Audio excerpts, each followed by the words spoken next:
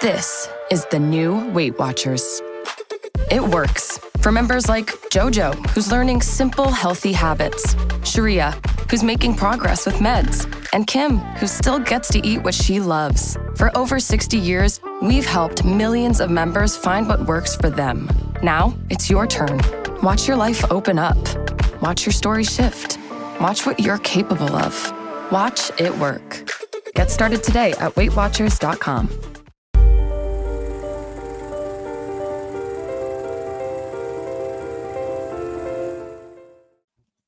Hello, everybody. Welcome to another Three Geeks conversation. Today, it's just me, Jason, joined by Robert. Robert, how you doing? It's nice to meet you, Jason. I'm doing fine. I'm feeling good, and I'm very happy to be here. And welcome to my cave.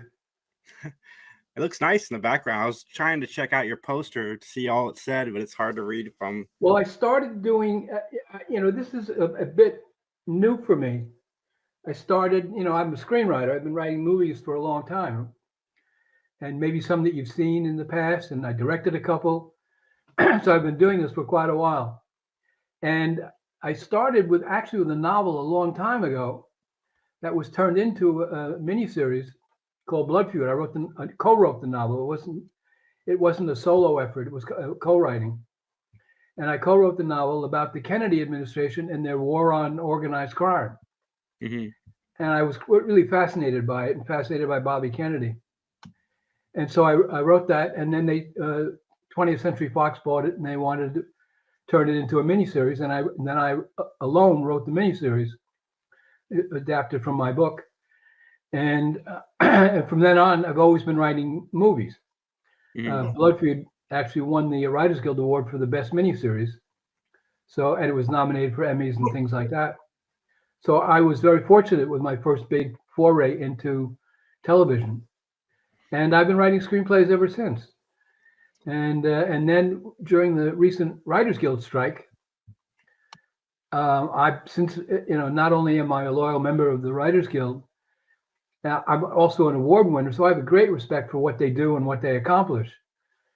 So I knew I wasn't allowed to talk to anybody about a screenplay while the strike was on.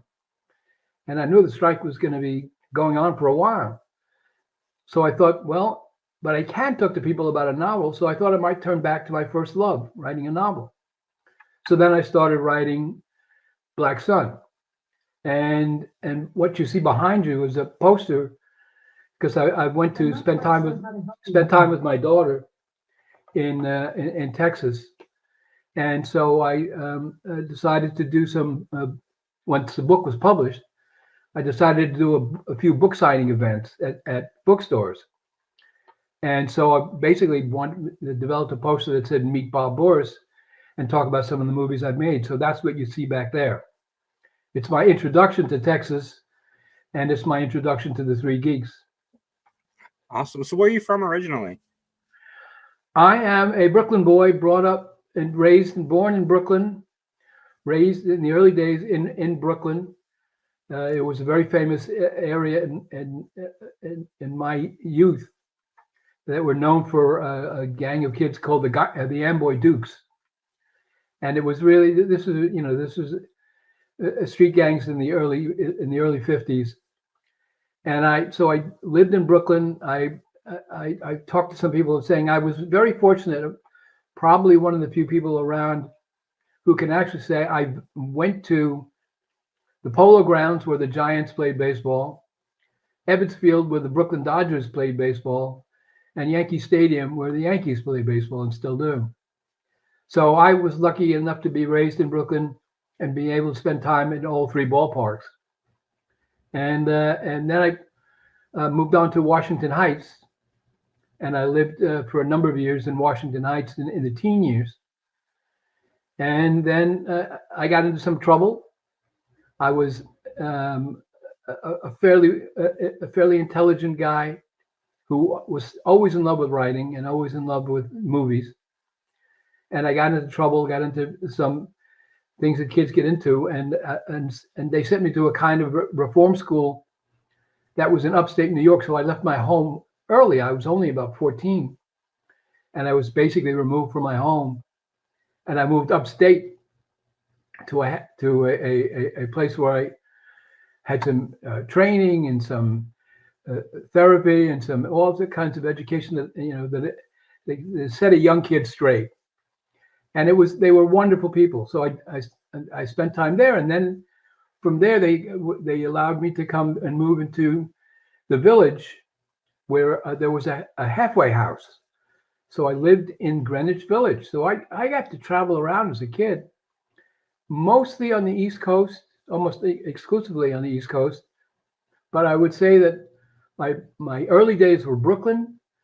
My teen years were Washington Heights, which is still very well known and a celebrated area. And then after being upstate in reform school, I was in a halfway house in Greenwich Village, and that was a spectacular way to grow up. And I lived in a halfway house that was only about a block away from a very famous venue called the Fillmore East, which is where all the great bands of the day and the musicians of the day were playing. And you had people like the Doors and Janis Joplin and absolutely just wonderful artists, Jefferson Starship. I mean, wonderful, wonderful artists. And I got a job as a kid working backstage, working the lights. And the whole idea of growing up and being able to see those performers, like as close as I am to you right now, maybe I'm not close to you. And in their world, I wasn't close to them either. But I was in close proximity. Their face was as clear to me and as close to me as yours is right now. And I spent time listening to Janis Joplin. I mean, only 20 feet away, or listening to Jim Morrison of the Doors on the main stage. So it was an extraordinary experience. I was a very lucky kid, even though I'd gone through a lot of crap. I was a lucky kid, and after that, I took one shot at college, and I got, even though all the troubles that I had and even had been left back for a while, I got into what many people consider as the best undergraduate drama school in the country, which was Carnegie Mellon, and their drama department, which was very tough to get into. And they accepted me to study playwriting because they read a couple of plays that I wrote, and I received a full scholarship. So I was able to get an education, even though I'd gone through a lot of tough times. And that set me up for coming back to New York and starting to say I had a rule in my head, which was, if I'm going to make any money and make a living, it's got to be with words. And that's what I did. When did you discover your love for writing? Because I know you mentioned it. Well, I think, to be perfectly honest, I mean, I laughingly say, I think I fell out of the womb holding a pencil, but I wanted to write, I think, from the very beginning. When I was a kid, what I wrote as a really young kid, pre-teens actually, I was writing poems. There was a thing in New York. It's called the Anthology of Poetry, junior high school poetry, and I wrote a poem that got into that book. And so I was in love with writing from the very beginning. My first sale, actually seeing a check, I think it was for $23, is that somebody told me about some greeting card companies that were looking for greeting cards. So I wrote out about 20 greeting cards and I sent them, and they bought one. And I got a check from a greeting card company for like $23. And that was like the most thrilling day of my life. But I knew I was always into writing then. So then I started, in later years, I started to write plays. I thought I was going to be a playwright. So I knew I loved drama. I read all the great authors and novels and works of fiction. But the movies just captivated me. The idea of seizing the brain with images and excitement and taking you to a world and visualizing it for you that you could never see in a lifetime. That was just thrilling beyond belief. So I knew that I wanted to write movies, but the first thing that I started to do was to write plays. And even as a kid, when I was living at this halfway house, I met some people that worked at a place that has a certain legendary status, and I got a job. And I met people who ran it. It was called the Living Theater, and it was a very famous New York off-Broadway theater group. And they did wonderfully dazzling, brilliant, uncommon plays. There was one that was called what was The Connection, that I think Shirley Clark actually filmed it, and it was a play about drug addicts. And it was the first one that really, tried to make people understand what drug addicts were all about. And the clever, idea behind it, and it was actually quite brilliant, was that they treated the audience when they came into the theater, and you got to see in this little theater that was actually above the first floor. It was on like a loft kind of theater, but it seated, I guess, about 100, 300 people.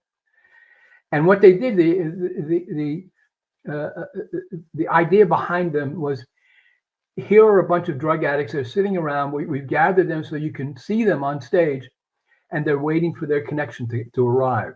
So this was kind of like the setup of the Waiting for Godot. So you're invited to sit there and watch as these guys talk amongst themselves, and you get the sense that they really are drug addicts. The producer talked to the stage. The actors who were playing these drug addicts walked out to the front of the stage. They sat down on the stage. They walked into the audience. They treated it like they were rambling drug addicts who were waiting desperately for the connection to arrive. And then with the thing that I love most about it was during the intermission, during the break, when people were stepping into the lobby to have a drink or have something and to catch some air, the actors came out and they bummed money. So they tried to get a few bucks from the people who were theater goers. So the audience was absolutely convinced that they were watching actual drug addicts. And the play actually ended up winning, I think, a Pulitzer Prize. It was in a remarkable play. But I was there working backstage, doing stuff for them. And so I got to see that at the very beginning, and it totally captivated me. So my first movement was towards writing plays. And then after college, when I came back from college, I got into the very first job I got coming out of it was in movie advertising. So I was right away into movie advertising. And to this day, I keep hoping to one day meet with Clint Eastwood, because I feel he owes his entire career to me, and he doesn't know it. And I say that facetiously, it's a joke, but the first job that I had when I came back out of college was working in movie advertising. So they used to send you to go to watch a movie. That was part of your job. Imagine being paid to sit down in a dark theater and watch a movie, and then go back to the office and write ads for the movie. The biggest spy thriller ever made, all that kind of stuff. And one weekend or one Friday night, they called me at the end and said, United Artists has a very successful movie in Europe. It's a Western. It's doing very well. And there's some TV guy in it. And they want to get it out here right away and get it out into the theaters right away. So go to United Artists on Monday morning at 9:00 and see the movie, and then go write some ads. So I thought, what a great job. I'm getting paid on Monday morning to go to the basement of the United Artists building in New York City and sit down and watch a movie, have a cup of coffee and sit down, put my feet up. I was the only guy in the theater. And I watched the movie. And the movie was Fistful of Dollars. And it was Clint's first of the Italian Westerns. And I knew, having been, basically a movie nut, I knew that it was based on, because I had seen Yojimbo directed by Akira Kurosawa and starring the great Toshiro Mifune. I had seen that. I know the movie backwards and forwards. I love that movie. And I knew that this was a Western version of that movie. But the movie was dazzling. It was brilliant. no Western had ever been like it at that time. Sergio Leone opened new doors as a director in terms of the Western. It was, I knew this was special. So I came back and I told them at the company, I said, you can't do this like we do every other movie. This, when you did a Western in those days, unless it was a huge, gigantic Western with big stars, you basically said, more guns, more bullets, more babes, and more gold than you can shake a stick at, so that, and just do it, show some pictures and get the hell out of there. And I said, this one is beautiful. It's special. You've got to treat it differently. So I argued for a long time and they said, go ahead and do it. Take a crack at it. Do what you want. So I sat down with an art director and I thought, I watched that movie and they never called him anything. They said he was the big man, the tall man, the fast gun, Blondie, but they didn't have any other, they didn't give him a name. So I decided to write an ad, which we called in those days a reader ad, which it had, instead of just 5 or 6 lines, it had a huge, all text. It was a lot of words. And I wrote this, what we call purple prose. I wrote a lot of words. And I wanted to make him appear on his serape when he held his gun and held his cigar. And I wrote purple prose like danger fits him like his tight black gloves. Death swirls around him like the smoke from his cheap cheroot. He is the man with no name. And once you meet him, adventure will never be the same. And it took off. People responded to the man with no name idea. And all of a sudden I'm riding, going into the city and I'm seeing buses with the man with no name is here. And it became the calling card for the movie. They used it in all the others, with the man with no name is back, and that man with no name was in a bigger adventure than ever with the good, the bad, and the ugly. So I laughingly say, I'm the one that came up with the man with no name, and then Clint Eastwood should, I'll take 10% of everything he's earned since making that movie.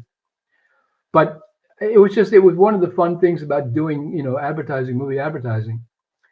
And then I did some more advertising, and then I quit because I was getting too good at it.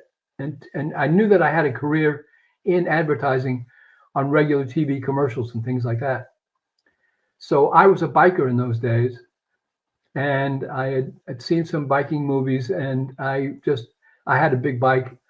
I had a 750 Honda, and I chopped it up and extended the front forks, and I had this kind of cool bike.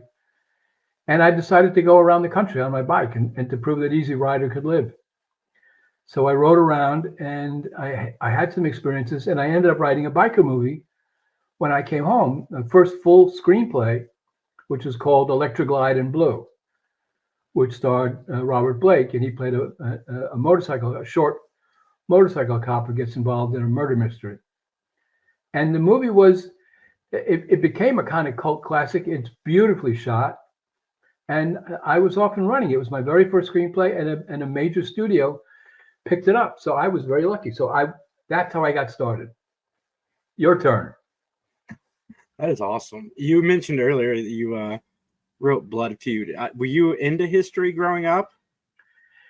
I think I always liked history. I think like a lot of writers, we respond to history. And I've always loved novels that took the basics of history and then put fictional characters into those events to help illuminate those events and do it dramatically.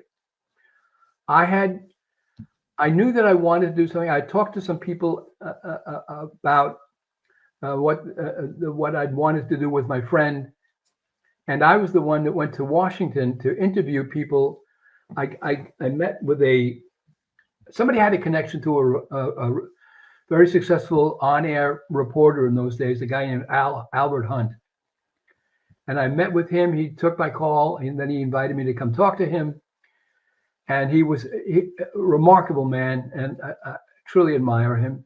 But he opened so many doors for me, to people in the Senate, to congressmen, to people who knew Bobby and things like that. So I started to go around and talked to a lot of people. And the reason I really got hooked on it was because I think I may be I found out that Bobby Kennedy, when his brother, the president, made him the Attorney General of the United States, who had never had a case before and argued a case in the courts.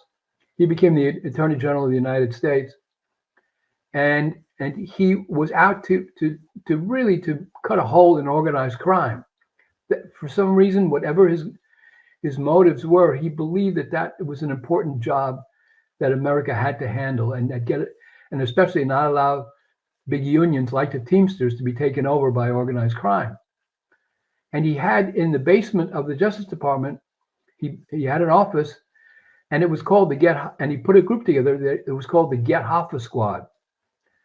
And these were FBI agents, remarkable, dedicated human beings whose sole job every single day was to get information on organized crime, and especially Jimmy Hoffa.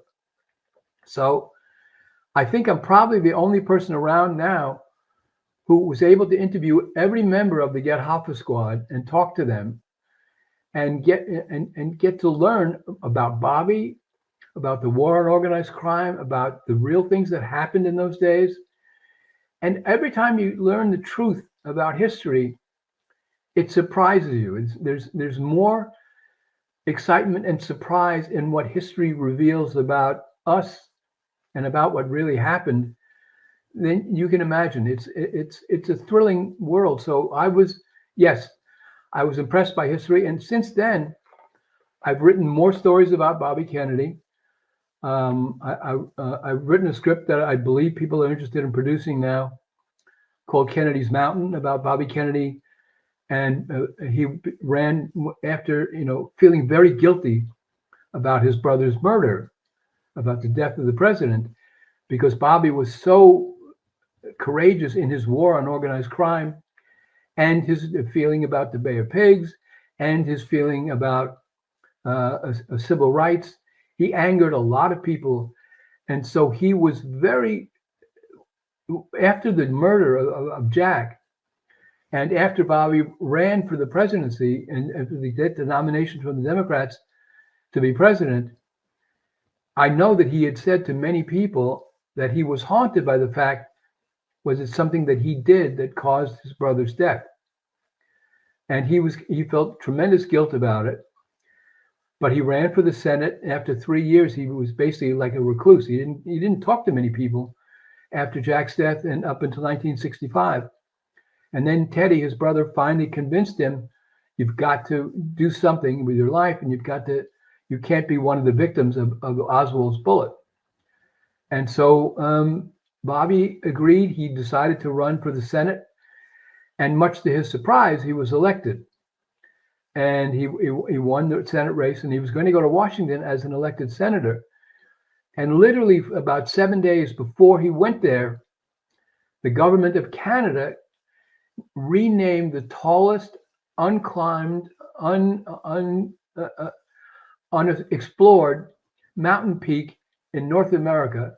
They renamed it to Mount Kennedy as a tribute to the president who had been assassinated 3 years ago. And the parliament agreed, and so it was so named. And then Bobby got up the next morning and said, you know what? The first person to climb Mount Kennedy should be a Kennedy.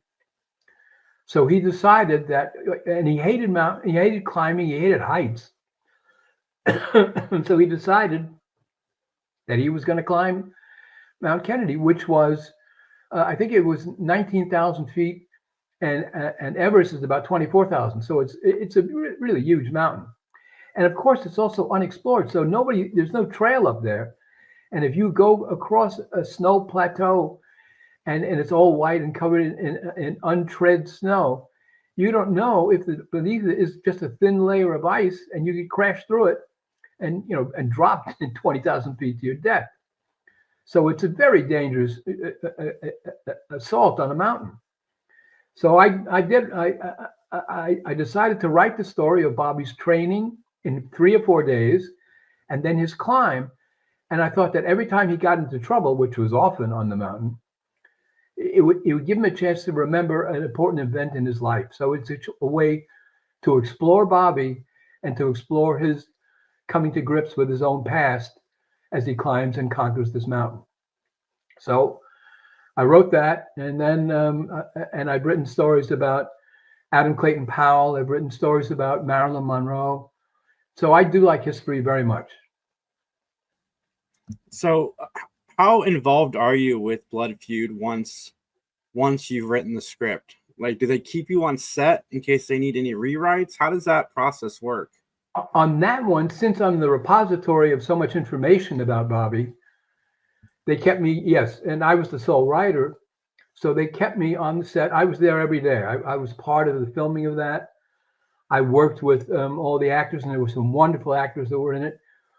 They asked me questions about what I learned and how what these different FBI agents were like and things like that. So I enjoyed that very much. And whatever I found there, I was able to incorporate when I finally got a chance to direct myself. And then a few years later, I got to direct a thing called Oxford Blues that starred Rob Lowe. And we went to Oxford, and I wrote and directed that screenplay at Oxford. And then later on, I wrote a Western again. It's history, but I wrote a Western called Frank and Jesse. It starred Rob Lowe and Bill Paxton, and I directed that too. And I enjoyed that Western. I enjoyed doing that research a lot. What made you want to take that leap from writing to directing? Well, I think it felt like it was time, that I had seen so many of my movies get made. Some of them I was really happy with, some of them a little bit less than happy. But I wanted to be able to, I think what pushed me over the edge is at when I was working on other movies of mine that were being produced, and the actors wanted to ask questions. And then I started to, be free with my information and free what I had known, and wanted to be helpful to actors. I have a huge love for actors. So what happened was directors and producers had started to say, if you're going to talk to the actors, talk through us. Tell us what you want and we'll do it. And I went, hell, I don't need to talk through you, and you're not my interpreter.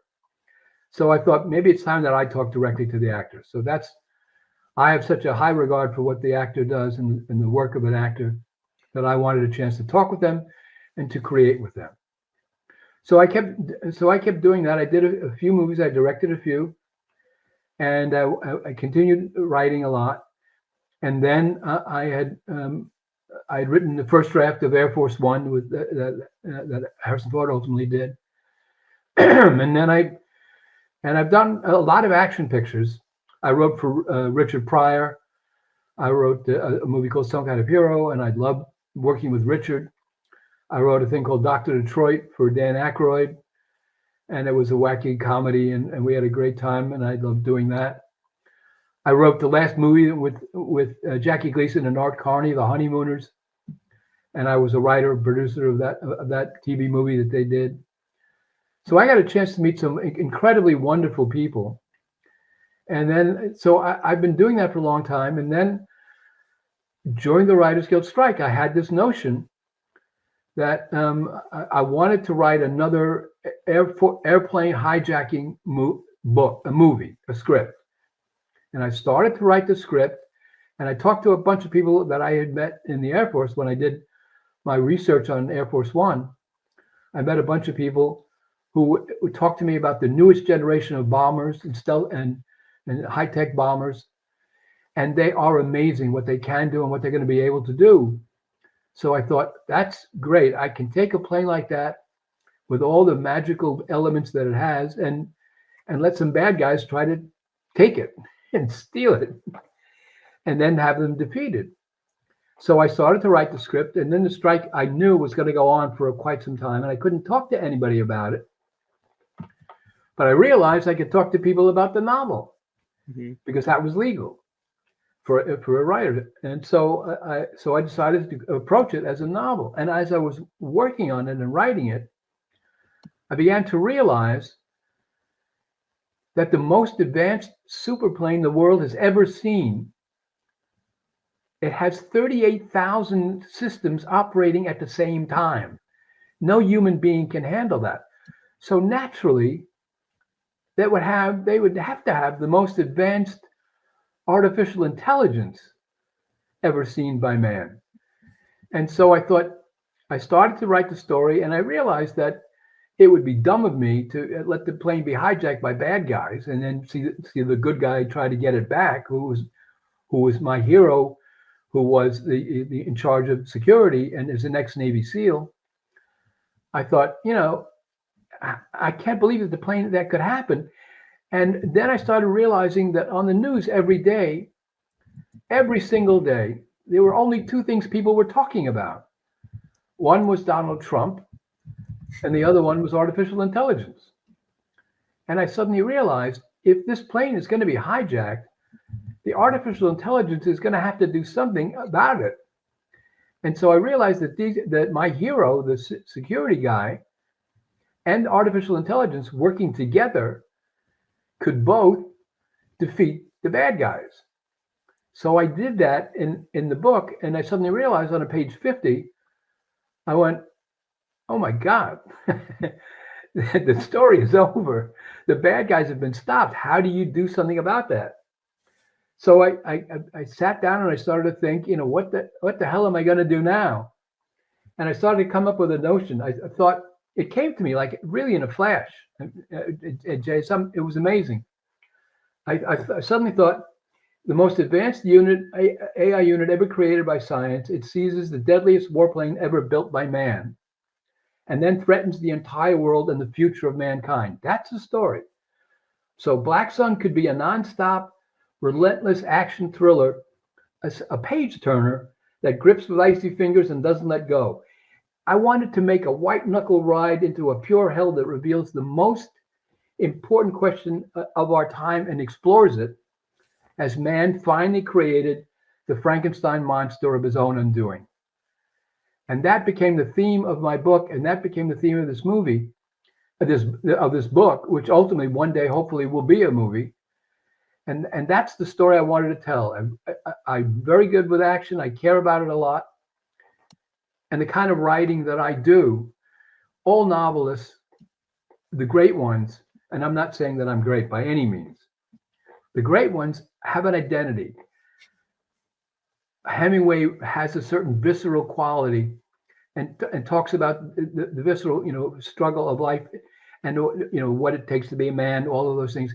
He is the blood and sinew of writing. Patterson is a great storyteller and loves complications of spying and all of that. That's his thing. I was raised on, when I was a kid, I was in love with radio theater of the mind, what they called it. And believe me, there were nights when I got under the covers and my mother couldn't see me, and I had a radio with me, not a flashlight and a dirty book, but I had a radio with me, and I'm listening to some of these great radio broadcasts with great stories, and I loved the way it told it. And so as I began to write my novel, I realized that what I was doing with this action, with all the chases and intensity and gunfire and surprises and twists and turns, I suddenly realized that the kind of writer I am, since my training is as a screenwriter, I write novels that are really the IMAX movie for the brain. That the idea is that you could sit down and put your feet back and read my book, and it surrounds you with a vision of different countries, different places, different things you've never seen before. But also, I think it puts you right in the middle of the action, and it's epic action. So I think that's what I wanted to share with people, an epic event in terms of a novel that reads and takes you into a whole new world where you don't need to look at it on your mobile phone. You can look at it on the phone, the mobile screen inside your brain, and you can be part of it. And that's what I tried to do here, is put you in the middle of an event and 16 days of pure hell that this country goes through when Adam, who is my AI guy, threatens the entire world. Nice. I cannot wait to read this. I was very pleased and really excited when Kirkus Reviews looked at the book and they understood. They said it's a nonstop thrill ride. That they think it's a terrific thriller, very well done. But they saw the more important issue, that it really deals with the more important issue of what role and what is the dangers of AI in the future. And it said I definitely handled that, which I was very proud of, and I'm very proud that they saw what my basic intent was, to explore it, to give some solutions, because there are scientists all over the world that are writing letters every day, forming committees, trying to convince different governments around the world that we need to put limitations on what AI can be. You've got Elon Musk right now, who's trying to basically corner the AI marketplace and make it without any limitations at all. And I think that's a very dangerous place to be. It'll make him a lot of money, but it may make the world a lot of pain. And so I think it's very dangerous. And I think there has to be I'm not the one to do the conversation, but there needs to be some kind of talk about what the limitations are, because AI can be magnificent. It will do incredible things. I know stories. I've talked to people in the AI world. I've talked to people who said they were doing things on breast cancer studies and looking for solutions to certain parts of it. And they had 80 doctors looking at, I think it was about 8,000 reports of a certain condition. And it took 80 doctors, it took them about 4 or 5 months to come to some conclusions. And they gave it to the same stuff to an AI system. And it had better solutions, quicker solutions. And it looked at everything and resolved everything way past what they had done in less than 2 days. So it was amazing what it could do. And so I know there are wonders in AI, but there are also dangers. There's a case now going in the courts that may be headed for the Supreme Court, but I think there's a guy who got a voice mail from his daughter, and I think it may have been an image too. I'm not sure. I don't know the case that well, but basically it convinced him that she was being held as a captive, but it was all artificial intelligence. She was fine. She was somewhere else. And he ended up paying a lot of money. His wife had a heart attack. I mean, it went through a nightmare, and it's all the misuse of AI. So I wanted to do a book that's a thrill ride par excellence. I mean, that it takes us to a place we haven't been before. When Adam, my AI, seizes the plane, which is called Black Sun, that's the name of the book. When he seizes the plane, the Pentagon, of course, knows that their plane that they've spent billions of dollars to build and to test, they want to check out to make sure that it's still okay. And there are VIP guests aboard, and one of them happens to be the lady president of the United States. And so they go to check to make sure everything is still all right, and even if she's okay. But the Adam on board the Black Sun reads them as hostile, and our systems on that plane are so much more advanced than even our F-22 Raptors, which are the best fighters in the world. He blows them out of the sky, and suddenly he's at war with the entire world. And the only one who can stop him is my security guy named Jack Reese, who's on board the plane. And so it becomes a remarkable adventure into all corners of the world, and with it basically a system and an AI unit who looks upon himself as the sole repository of all the information on the planet Earth, that he can access any computer on the face of the Earth in nanoseconds, and put every bit of information that he needs at his fingertips instantly. And so he is the best friend you could ever have until he decides that he isn't. And that's the kind of story I wanted to tell. And I think I've told it in a way that will be very appealing to the reader. Nice. I can't wait to check it out. Where can everybody grab the book now? Well, I think that there are two things that you can do. One is you can go to Amazon and look for Black Sun, Day of the Humanoid, which is the subtitle of the book. But so you can look for Black Sun by Robert Boris, or you can come, if I can, all right with you to mention my website, you can come to my website, which is called Hollywood, not Hollywood, but HollywoodMedia.com or HollywoodlandMedia.com. And you can go there and check on the book. And even Outskirts, which is the publisher, they have a website also, and they have it too. And I think Barnes & Noble has it online and other places. So it's available in Kindle, it's available in a wonderful soft cover, and it's available in a hardcover. And I have very high hopes that one day it will be more than just that book. And I know what the sequel is to the book. If people respond to it the way I hope they will, I think people will find that there'll be a terrific thriller coming out, because the adventure goes on. And I think this story is going to be something that's very important for the future, because I think it's going to turn out to be one of the most important stories of our time. Awesome. Well, thank you, Robert. I will put the links to Robert's book down below, everybody, so you guys can comment on it or click on it in the comment section. Robert, thank you so much for the time talking to me. Well, it's a pleasure talking to you. I'm sorry I gobbled up so much of your time, but if there's any questions you ever have for me, I'd be glad to talk to you or glad to answer them at any time you want. Thank you so much. I had a fun time. Everybody like, comment, subscribe. We'll talk to you soon. Thank you so much, Jay. It was great.